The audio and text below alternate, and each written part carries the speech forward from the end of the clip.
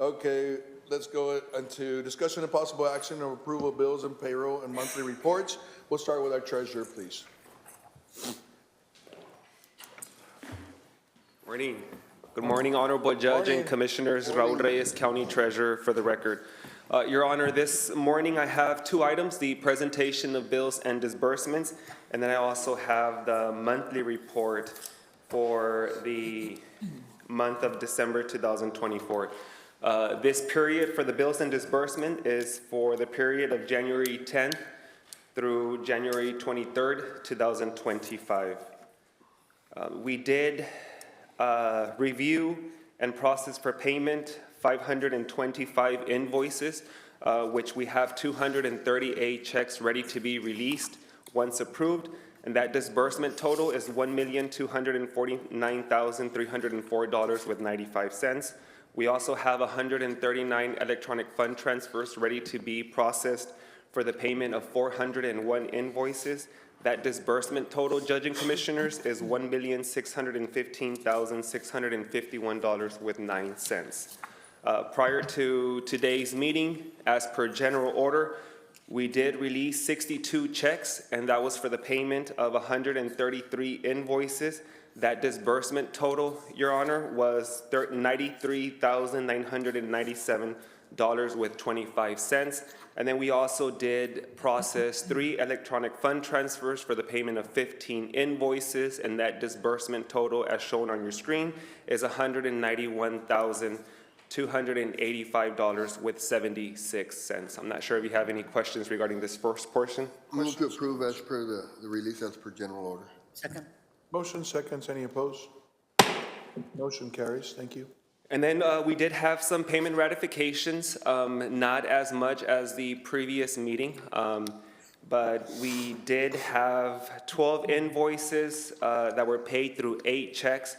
That disbursement amount was $75,794.72, and 2 electronic fund transfers for the payment of 2 invoices, and that disbursement total was $102,155.85. You'll notice there that we did have 9 requests from departments. One of them was for forfeiture funds, and then this time around we had no tax refunds. In the next slide, you'll see those individualized requests. We would need payment ratification approval. Move to ratify those payments, and I do have a question. Second for discussion, yes, sir. There was several in there. What's the criteria? Can you go back, please, Mr. Sanchez? There you go. What's the Forward now. forward one? Yeah. What's the criteria for meeting a? So the criteria that we use, obviously we work hand on hand with departments, and we try and stress the importance of not having as many ratifications. But the criteria, most importantly, is the length of time that these invoices have been outstanding. I was going to ask, is that? Yes. So and vendors sometimes, that are outstanding over 30 days? Absolutely. And sometimes you have vendors that have been waiting, for more than, 60 days. And it's just one of those things where, somewhere along the channel, it just takes a while. But that's pretty much what it is. And to me, especially, just to add a little bit, like Mr. Suarez, I mean, we can't have him waiting 60 days or anything. At 30 days, I understand, but going past 30 days, well, anybody, but especially with those that we have that are small mom and pop kind of deals, I think it's important that we pay them as fast as we can. Yeah. And then just also, just keep in mind that a lot of these were because we didn't have as many meetings, Very well. We got you. Very good. No worries. May proceed, sir. So, no, We need action. Judge. Oh, motion seconds. Any opposed? Sorry about that. Yes, The next item is for informational purposes only, and this is for the pay period of December 27th through January 9th, 2025. You'll see there that the total net wages, payroll deductions, and county contributions for the 2,225 employees paid were $5,017,664.05. Next item is the Casablanca requirement of funds. The prior date was the 24th of January. The approved estimate was about $45,000. You'll notice that it was actually a little bit lower due to weather conditions that I, suppose. And the actual amount was $35,557.37. The approved estimate for this upcoming pay period on the 7th of February is roughly about $45,000 once again. Now, did they request that, or you just guesstimating? So this is the estimations based on the information that is provided to them, because they do send a detailed report. Again, so Oscar sent you, so we're probably gonna need, up to 45. Sometimes they do on a timely basis, sometimes they do not. And it doesn't come from Oscar, it comes from the managing company. Okay. All right, move to approve estimated payroll not to exceed 45. Second. Motion seconds, any opposed?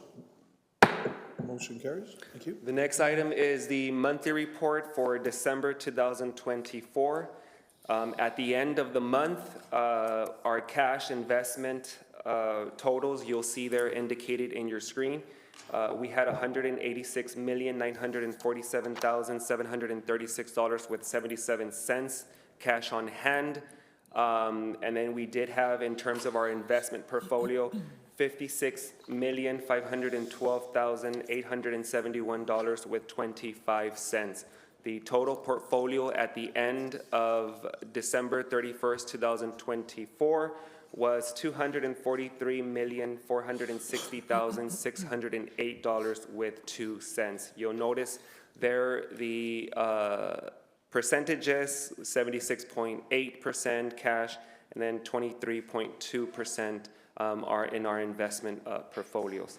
The interest return rates by financial institutions, you'll see them there. In terms of the Falcon International Bank, our depository rate was 2.7800%. Keep in mind that as rates do continue to go down, so will the rates with our depository.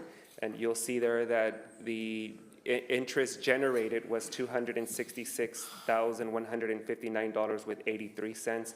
In our investment pools, that interest income was $151,539.22. And of course, in our investment portfolio, which has different maturity in terms of when our investments do mature, that total was $219,759.51.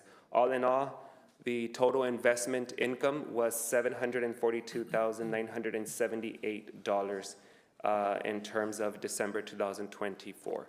In the actual report, you'll see more of a breakdown in terms of how much month per month. Checks issued report, based on the previous meetings that we've had, the total, and as indicated on page 16 of the actual monthly report, is $17,236,227.58. Sales tax revenue, we did receive $2,350,693, and we did exceed this year's budget by $184,026. So we're doing substantially well with respects to the sales tax revenue. In terms of our mixed beverage tax revenue, you'll see there that for the month of December, it was a little bit low, but not as low. It is $54,738.91. I think the weather had a lot to do with people not going out and drink. But nonetheless, Webb County rents and leases paid, you'll notice there that all the rents were received. Of course, they were also paid. In your actual report, you'll see which are grant funded and which are not, and it's also indicated right there in your slide. And then, of course, a big drop from the previous presentation for November was because, again, remember that I informed the members of the court that on certain, certain contracts are due once, a month at the beginning of the fiscal year. So that's why you'll notice that on our leases paid, it was only $896.80. In our permanent school fund, you'll notice there that in terms of royalties from Highway 44 and Highway 59, that income was $117,856.77. No damages, no hunting and grazing. That was the total amount, and a full report line by line is indicated on page 29 of the monthly report. Tex-Mex parking lot continues to do very well, although we anticipate the revenue to continue to gradually go up in terms of utilization. We did have 1,618 tickets closed. 827 of them were below the half hour, so we were only able to collect on 815 of those.